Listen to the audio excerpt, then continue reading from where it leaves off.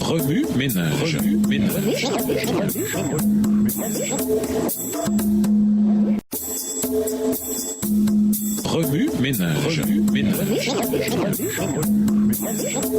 Bienvenue dans votre émission. Remue ménage. Nous voilà à la leçon de jeudi. Est-ce réel? Lisons 2 Pierre 3, le verset 4. 2 Pierre 3, verset 4, et disant, où est la promesse de son avènement? Car depuis que les pères sont morts, tout demeure comme dès le commencement de la création. Nous vivons à la fin des temps. Bien que nous entendions souvent ces mots, certains d'entre nous luttent pour les comprendre. D'autres peuvent même dire que l'histoire se répète et que puisqu'elle ne s'est pas encore terminée, pourquoi se terminerait-elle maintenant? Dans 2 Pierre 3, le verset 4, les moqueurs et les railleurs disent « Il a promis de venir, n'est-ce pas? Eh bien, où est-il? Nos pères sont déjà morts, mais tout reste dans le même état que depuis la création du monde. » Qu'est-ce qui différencie notre époque des temps passés? Simplement le fait que le livre de l'Apocalypse est un don que Dieu promet à ceux qui lisent ce livre, qui écoutent ce message prophétique et prennent au sérieux ce qui est écrit ici. Apocalypse 1, verset 3. Le don ultime, c'est Jésus-Christ autour duquel toute prophétie gravite. Ici,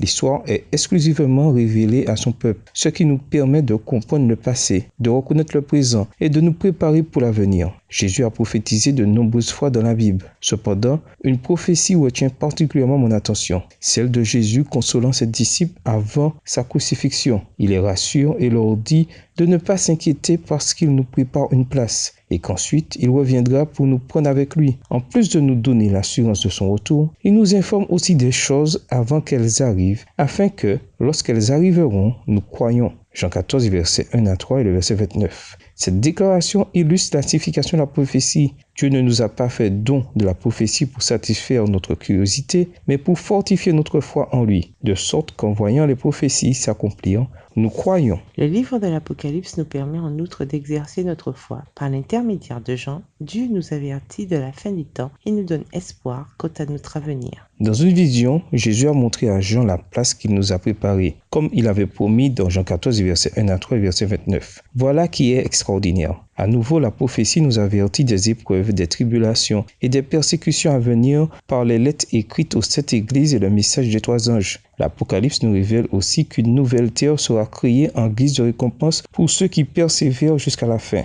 Le Christ désire que chacun de nous soit sauvé. Il ne veut pas que nous soyons dans les ténèbres ou que nous soyons dupés. C'était là sa mission sur la terre. Par conséquent, il nous avertit des choses à venir, de sorte que lorsqu'elles se produiront, non seulement nous croirons, mais aussi nous serons prêts. Remue ménage. Si vous pouviez avoir une vision de votre semaine, seriez-vous mieux équipé pour faire face aux défis qu'elle vous réserve? Se pourrait-il que vous soyez parmi les moqueurs et les railleurs dans l'affirmative? Que pouvez-vous faire pour changer cela? Au revoir. Et à demain si tu veux. Remue ménage. Remue ménage.